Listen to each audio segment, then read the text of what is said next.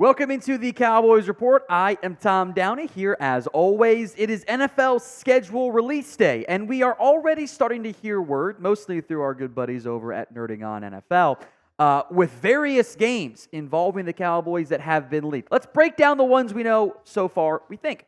First, the one we do know for sure. That is the Cowboys on the road against the Cleveland Browns in Week 1. Browns are an early 1-point favorite, by the way, for this game. Now, the official NFL schedule will be released later this evening. We will have a video for you on it, record predictions for you tomorrow, so do not miss out. Hit that subscribe button so you do not miss the Cowboys schedule as soon, or maybe even before it's officially out. On now to the leaked games. Now, these are all still technically unconfirmed, but I do trust our buddies over at Nerding on NFL, Ozzy NFL, etc. This would be a change of pace. Cowboys on the road against the Giants on Thursday Night Football, an early Thursday night matchup, Dallas at New York, which would be fascinating. Week 8, the Cowboys at the 49ers, a primetime Sunday night football game, because of course they would do that. And I will not lie to you, I ain't looking forward to that particular matchup. Speculatively here, if the Cowboys do host the Eagles in Week 10, I wonder if Week 9 could be your bye, which I think would actually be a pretty good bye for the Cowboys. By the way, Eagles and Giants schedules appear to be fully leaked, so we're not that far away from knowing the Cowboys won there. Also of note, it would be if the leaks are real, 2 Thursday games for the Cowboys and the Giants, none of them before Week 4. That's a nice change of pace. But the Cowboys would be hosting New York on Thanksgiving. I am down with this because I, for one, appreciate it when the Cowboys don't ruin my Thanksgiving, and I would anticipate a win there for the Cowboys. So that is the rumored Thanksgiving game, Giants at Dallas. Week 16, Tampa comes to town. No date or time on this one. We'll put the times, at least for the leaks that are out there. Of notes, you can almost always bet that the Cowboys will play in the 4 p.m. slot. Unless they're playing on prime time, that's almost always where they are because it's the game of the week for Fox or CBS or whatever. Mostly Fox, of course. Week 17, Dallas on the road at Philadelphia. That's going to be a cold game.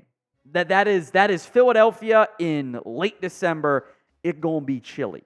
Week 18, which, by the way, this would mean the Cowboys would have dodged the Christmas Day game. It's all I want in life. No Christmas Day game. Don't want to do it. We don't actually know, per the leaks, of if this is a home or a road game, but they're playing on the road Week 17. I would guess that it's a home game, but who knows? They could very well send them back up on the road. Also, again, it's Week 18 against the Commanders. Funny how the more things change, the more they stay the same. So if we get the leaked schedule early, we typically do get it, sometimes not as early as other teams, but we do typically get it early. Should we leak the full Cowboys 2024 schedule? Y for yes, N for no. Go ahead and sound off for me at the pinned comment of today's video. Take advantage, head down there. Let me know if you want us to leak it if we get it early. Is some Cowboys news I wanted to discuss on today's show here. First up is the latest on Mazi Smith. Mike Zimmer reviewing the Cowboys 2023 first-round pick is currently around 305 pounds and continuing to add weight. Now, there had been they was listed at 328. He's back up to size, which didn't fully pass the smell test because, as a reminder, never trust the program size and weights. Brief aside here, back in my college days covering sports, there was a hockey player who was listed. I'm not going to mention his name so no one gets in trouble. He was listed at 6'6". First day I met him for an interview, I'm like, he's not 6'6". I walk up to the AD, I'm like, or assistant AD, SID, I'm like, how tall is he really? He goes, he's 6'3", but he was 6'6" when I came here, and I couldn't just say he lost 3 inches. So he was listed, he was 6'3", he was not 6'6". It was a massive lie. Never trust them because the people making them don't fully know either. He's not 328. 305 is trending in the right direction. Here's what Mike Zimmer, the Cowboys' new defensive coordinator, mentioned on Mazi. Quote, he lost a lot of weight when he got here and was trying to be an attacking 3-technique defensive tackle to get up the field, and we're going to probably play blocks a little bit more than that. Try not to get reached so linebackers know where they're supposed to fit, and so on and so forth. To be clear, thank God this is the plan. I don't know who's to blame, if it was Adam Dirty, Mazi himself, Dan Quinn, just bad communication about what the role was supposed to be. Having Mazi Smith lose weight was stupid. Doesn't make any sense. So hopefully things are back on the right track. He gets that weight back up, and he gets to be a nose guard. He's not a 3 technique. He's a nose guard. So Mike Zimmer, whether he admits it publicly or not, I swear to God, I'll lose my mind if he walks out, if he says make Mazi Smith fat again. That's what we're doing. We're making Mazi fat again. Hashtag MMFA in the comments section. Look, make no mistake, the Cowboys need Mazi Smith out there. They need him to be a huge part of this team. There's Osa Odigizua, who I'm looking forward to having another breakout year maybe. Chauncey Golston, Denzel Daxon, Justin Rogers, Carl Davis. You need your first-round pick to play like a first-round pick. That doesn't even have to be necessarily from a stat sheet perspective. It is okay if the Cowboys don't get 7 sacks and 12 TFLs from Mazi Smith. If the things he does lead to stopping the run, that is all I care about. Everything else will be gravy in year 2. I need to see progress from him. I think the Mike Zimmer defense is a way better fit for Mazi, which makes me cautiously optimistic, hopium, if you will, about Mazi moving forward. We are still losing the May subscriber battle against Giants now, which sucks. Marshall told me, and I quote, "Thank God we're not playing in week 1." Because A, he's scared, but also he's tired of the Cowboys and Giants playing just like we are in week 1. Let's make sure we crush him on and off the field. Hit that sub button for more free Dallas Cowboys YouTube videos. Mike Zimmer, among other things he mentioned, also kind of, sort of, somewhat detailed his plan for Micah Parsons in 2024. Here's what Zim said on Micah. He doesn't have to take many steps, meaning literally he's fast. He's such a dynamic player that, I said this the other day, offenses are always going to know where he is at. They're going to turn protections to him, have the back help chip no matter what it is. In a lot of the games he played last year that I watched, the offense did a good scheme where they had 2 tight ends on him, all those things. So we're obviously going to move him around, do different things with him, like some of that A-gap stuff. But we're going to use him some ways where we're getting the protection turned the way we want it turned and able to win on the other side. And sometimes we're going to try to overload a protection where he gets a one-on-one. So translation, he's a pass rusher.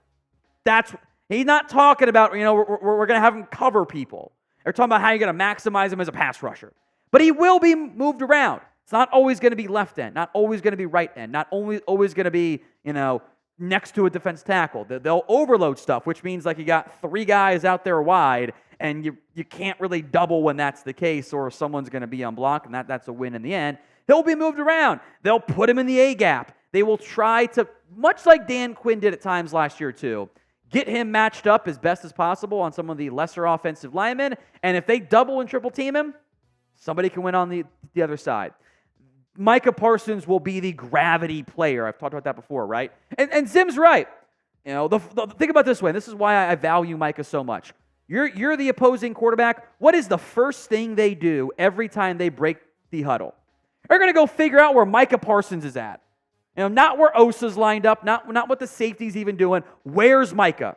And then they'll go from there and do everything else. There's only a handful of players in the NFL that get that sort of treatment. So finding ways to maximize him, I think continuing to grow as a run defender, those are the next steps for Micah in 2024.